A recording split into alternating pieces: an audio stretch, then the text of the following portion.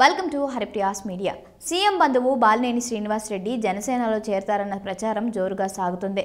గత కొంతకాలంగా పార్టీలో అసంతృప్తి పల్లవి వినిపిస్తున్నారు. ఒక్క మాటలో చెప్పాలంటే బంధువు అన్నమాట కానీ జగన్కు చికాకు తెప్పిస్తున్నారు. దీంతో బాలినేనిని వదులుకుంటే మేలన్న నిశ్చయానికి జగన్ వచ్చినట్లు తెలుస్తుంది. రాష్ట్ర వ్యాప్తంగా అభ్యర్థుల మార్పుల జాబితాలో బాలినేని సైతం ఉన్నారని ప్రచారం సాగుతుంది. ఒప్పుకుంటే స్థానచలనం, లేకుంటే పక్కన పెట్టడం అన్న రేంజ్లో జగన్ ఆలోచన ఉన్నట్లు సమాచారం. అందుకే పార్టీలో ఉండడం కంటే బయటకు వెళ్లడమే మేలని బాలినేని ఒక నిర్ణయానికి వచ్చినట్లు తెలుస్తుంది.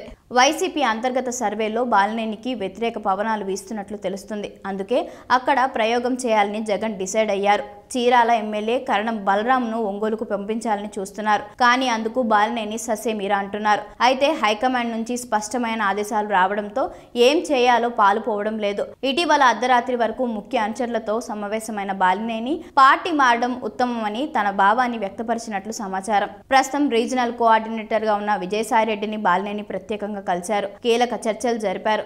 అయితే హైకమాండ్ ఆదేశాలను బాలినేని వద్ద విజయసాయిరెడ్డి ఉంచినట్లు తెలుస్తుంది. తాను ఎట్టి పరిస్థితుల్లో ఒంగోలు నుంచి కదిలేదే లేదని, ఇక్కడి నుంచే పోటీ చేస్తానని ఆయన తెగేసి చెప్పినట్లు సమాచారం. కానీ ఈ చర్చల వివరాలేవీ బయటపడలేదు. ఇదే సమయంలో ఒంగోలు నుంచి టీడీపీ జనసేన ఉమ్మడి అభ్యర్థిగా బరిలో దిగితే ఎలా ఉంటుందన్న ఆలోచన అనుచరుల వద్ద వ్యక్తపరిచినట్లు సమాచారం. దీనికి అనుచరుల నుంచి సానుకూల అభిప్రాయం వచ్చినట్లు తెలుస్తుంది. అయితే తనకు టికెట్ విషయంలో పవన్ చంద్రబాబును ఒప్పించగలరా అని బాలినేని అనుమానిస్తున్నారు. దీనిపై ఫుల్ క్లారిటీ వస్తే ఆయన జనసేనలో చేరే అవకాశాలు స్పష్టంగా కనిపిస్తున్నాయి. తెలుగుదేశం పార్టీలో దామచర్ల జనార్దన్ పరిస్థితి ఏమిటి అన్న ప్రశ్న ఉత్పన్నమవుతుంది. ఒకవేళ బాలినేని జనసేనలో చేరి ఒంగోలు టికెట్ కేటాయిస్తే జనార్దన్ను ఎంపీగా పోటీ చేయిస్తారని మరో ప్రచారం జరుగుతుంది. ఆయన ఎమ్మెల్యేగా ఉంటానని పట్టుపడితే కందుకూరుకు పంపే ఆలోచనలో ఉన్నట్లు తెలుస్తోంది. మొత్తానికైతే ఉమ్మడి ప్రకాశం జిల్లాలో బాలినేని వ్యవహారంపై 3 పార్టీలు ఆచితూచి వ్యవహరిస్తున్నాయి. బాలినేని మాత్రం హైకమాండ్ ఇస్తున్న ట్విస్టులతో రగిలిపోతున్నారు. పార్టీని వీడడం ఉత్తమని భావిస్తున్నారు.